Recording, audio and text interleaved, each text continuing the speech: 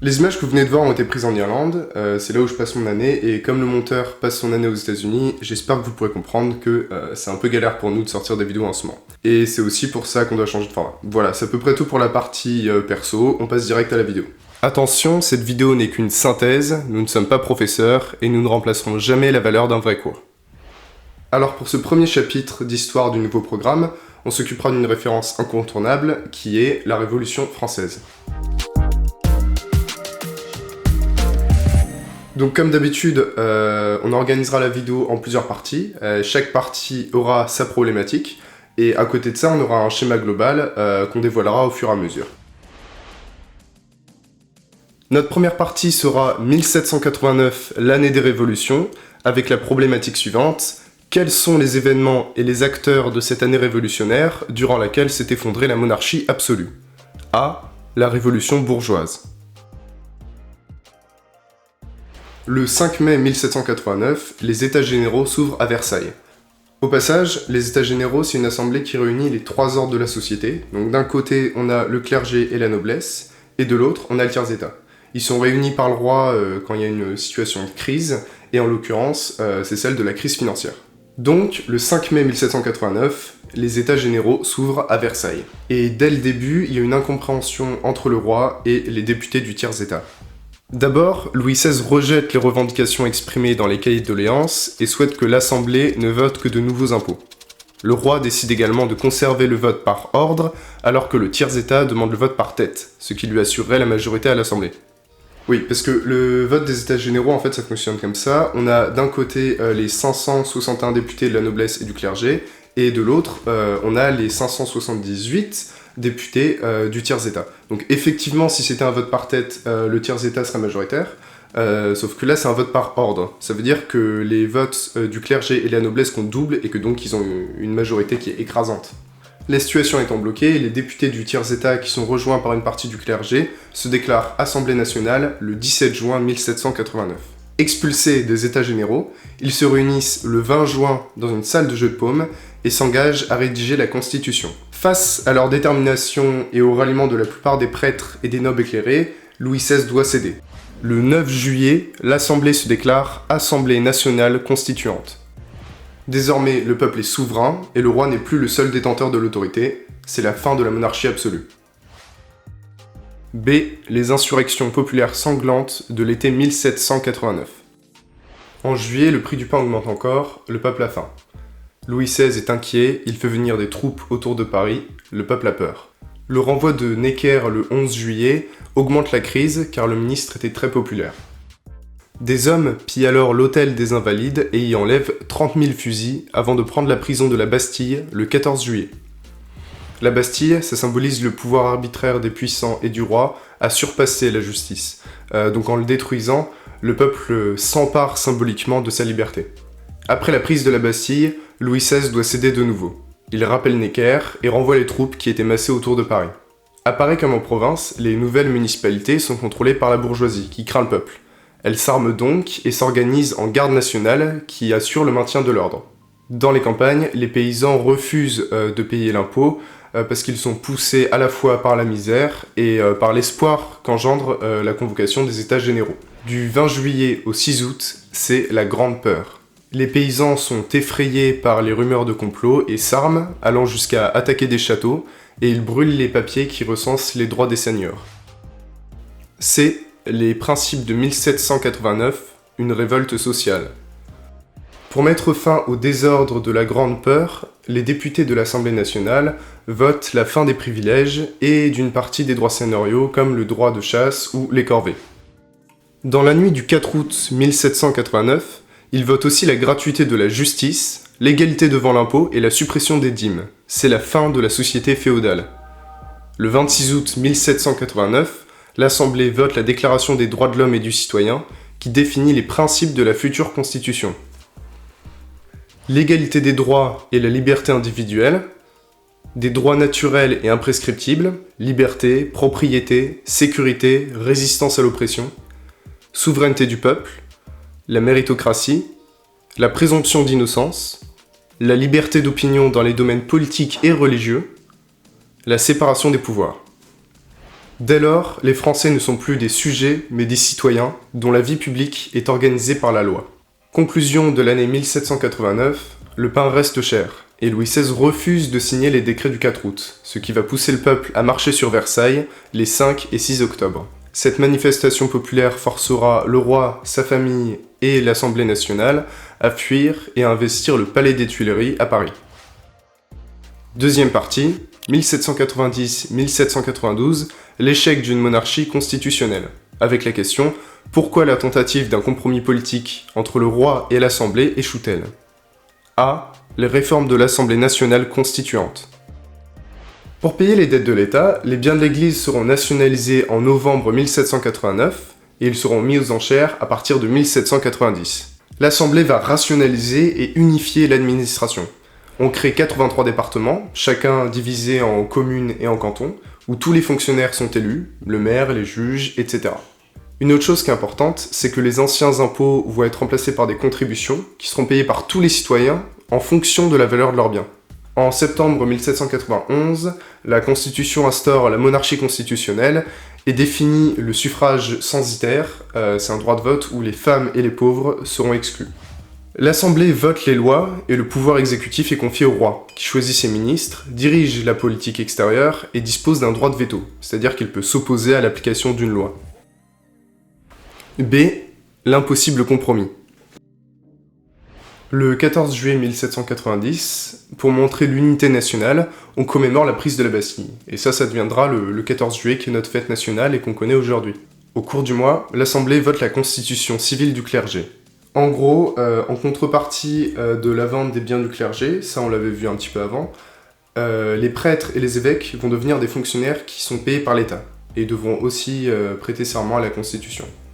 Évidemment, le pape condamne et le texte et la Révolution, et donc le clergé va se diviser entre prêtres jureurs et prêtres réfractaires.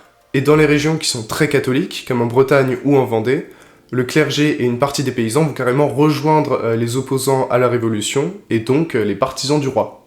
Louis XVI et sa famille quittent Paris, mais sont arrêtés à Varennes le 21 juin 1791. Le roi est arrêté, et les partisans de la République, qui à ce moment-là sont minoritaires, faut pas l'oublier, demandent cette déchéance officielle.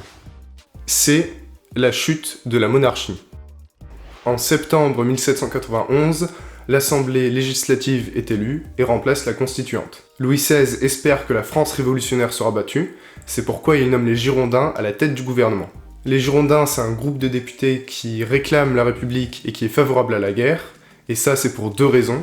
La première, c'est qu'un affrontement armé permettra de démasquer les ennemis de la Révolution, et la seconde, c'est que la guerre propagera les idées révolutionnaires. Ainsi, le 20 avril 1792, la France va déclarer la guerre à l'Autriche, qui va pas tarder à envahir l'est du pays. À Paris, les sans-culottes ont peur d'une invasion des armées étrangères, et rejoints par les gardes nationaux venant de tout le pays, ils envahissent le palais des Tuileries et emprisonnent le roi. Pour contrer l'invasion autrichienne, l'Assemblée va décréter une levée en masse de volontaires. Cette armée populaire va abattre les Prussiens à Valmy le 20 septembre 1792. La royauté est abolie le lendemain, le 21 septembre 1792, sous la pression du peuple. On entre maintenant dans notre troisième partie, 1792-1794, les débuts difficiles de la République. La question sera alors, quelle République les députés de la Convention instituent-ils alors que la guerre menace la Révolution à l'intérieur et à l'extérieur de la France ? A. Les divisions de la Convention. Le roi a été déchu, ça on s'en souvient, et une nouvelle assemblée va être élue, oui, encore, en septembre 1792. Son but est de rédiger une nouvelle constitution, mais deux groupes s'affrontent à la Convention. D'abord, on a les Girondins, dont le chef est Pierre Brissot, qui sont attachés au principe de liberté de 1789 et qui rejettent les revendications des sans-culottes. Ensuite, on a les Montagnards, commandés par Robespierre et Danton, qui sont favorables aux aspirations populaires des sans-culottes parisiens. Ils veulent une république égalitaire et sociale. Entre les deux groupes, il y a la Plaine, en gros c'est le centre modéré, qui va arbitrer la situation. Grâce à la Plaine, les Girondins vont gouverner de septembre 1792 à juin 1793. Mais les Girondins vont subir un grave échec. Malgré leur opposition, le roi Louis XVI est considéré comme un traître et comme une menace, et il sera condamné à mort puis guillotiné le 21 janvier 1793. B. La République assiégée. Le régicide et l'annexion d'une partie de la Belgique va pousser les grandes monarchies européennes à former une alliance. La Prusse, la Russie, l'Angleterre, l'Autriche, les frontières sont menacées. La Convention décrète à nouveau une levée de masse de 300 000 hommes, mais les Vendéens vont refuser d'y participer, ce qui va amener une guerre civile en France. C'est le début d'une guerre qui va opposer les Blancs, les paysans, les nobles royalistes, les prêtres réfractaires, et les Bleus, les républicains des villes de Vendée et les troupes de Paris. La France se trouve donc aussi menacée de l'intérieur. À l'Assemblée, les Girondins ne réagissent pas assez rapidement et pas assez efficacement, et le 2 juin 1793, une manifestation des sans-culottes à l'Assemblée va conduire à l'arrestation de la plupart des Girondins. Ceux qui s'échappent se réfugient en Provence et appellent à la résistance contre les montagnards. C'est la révolte fédéraliste. C'est le gouvernement révolutionnaire et la terreur. Les montagnards, avec l'appui des sans-culottes, prennent donc le pouvoir en juin 1793. La République étant menacée de toutes parts, Robespierre décrète la terreur en septembre 1793 afin de protéger la République de ses ennemis. À l'époque, Robespierre appelle ce régime le gouvernement du salut public, mais c'est clairement une dictature, toutes les libertés individuelles sont suspendues. La Convention met en place un comité de salut public, 14 membres élus pour un mois détiennent le pouvoir exécutif. Ce gouvernement provisoire contrôle et surveille l'opinion, grâce aux représentants en mission qui, en province, contrôlent les municipalités et les élus locaux, ainsi qu'au comité de sûreté générale, ils envoient les suspects au tribunal révolutionnaire qui est composé de sans-culottes. La loi des suspects entraîne ainsi l'arrestation de 500 000 personnes. Grâce à ces mesures d'exception, les insurrections fédéralistes et vendéennes sont mises à bas en décembre 1793. Dans le même temps, la levée de 300 000 hommes et le talent de quelques généraux, dont un certain Bonaparte, permettront de repousser nos ennemis hors de nos frontières. Après ces victoires, des divisions au sein des montagnards apparaissent. D'un côté, il y a les enragés, qui demandent une intensification de la terreur et davantage de mesures sociales. Ils sont réprimés et leur chef, Hébert, sera guillotiné en mars 1794. De l'autre, on trouve Danton, créateur du tribunal révolutionnaire et du comité de salut public, qui demande à ce qu'on épargne le sang des hommes et qui sera aussi guillotiné avec les indulgents.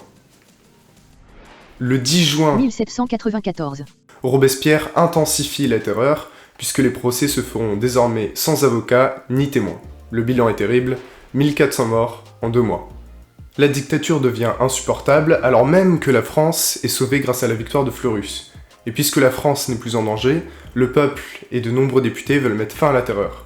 Et c'est ce qui va se passer, Robespierre est arrêté le 27 juillet et il sera guillotiné le 28. Le bilan de la terreur est le suivant. 17 000 guillotinés, 20 000 exécutés sans procès, 200 000 morts dans la répression en Vendée et la déportation des prêtres réfractaires. Quatrième et dernière partie, l'échec d'une république bourgeoise, avec une problématique on ne peut plus simple. Quelles sont les raisons de l'échec d'une république bourgeoise? A. La Convention thermidorienne. Après l'élimination des montagnards, ce sont les députés modérés qui passent au pouvoir et qui mettent fin à la terreur. Mais la situation économique reste difficile, et le 20 mai 1795, les sans-culottes manifestent à nouveau pour avoir du pain. L'armée finit par écraser cette insurrection, c'est la fin des révoltes du peuple de Paris.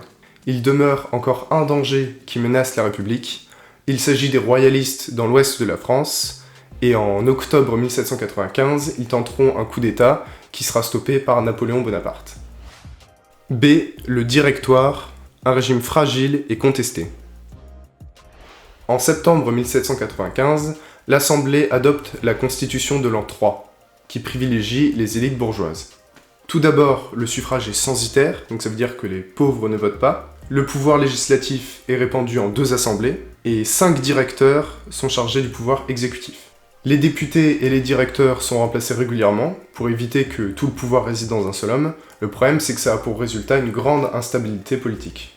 Ce régime aussi sera bientôt contesté parce que les hommes politiques sont corrompus et que les inégalités sociales ne font que s'accentuer. C'est l'armée, l'arbitre du régime. Le régime devient de plus en plus faible. La criminalité se développe, les impôts rentrent mal, et les directeurs républicains ont recours au coup d'État et à l'armée pour se maintenir au pouvoir après le succès aux élections des royalistes en 1797. C'est comme ça que l'armée devient l'élément central dans les luttes politiques. Après la conquête de l'Italie en 1796 et 1797, Bonaparte apparaît comme le garant de l'ordre, c'est celui qui peut sauver la République. Ainsi, le 9 novembre 1799, il y a un coup d'état de Bonaparte qui met fin au Directoire et à la Révolution. Et ça, vous le savez, on le verra dans un prochain chapitre qui porte sur l'épopée napoléonienne. Voilà, on espère que cette vidéo pourra en aider quelques-uns. Ce nouveau format est plus coûteux pour nous, mais comme je l'ai dit, c'était le seul moyen de nous permettre de revenir assez vite avec le nouveau programme. Au passage, on sait que c'est pas mal la merde dans la plupart des lycées, donc bon courage à tous, et à bientôt sur YouTube.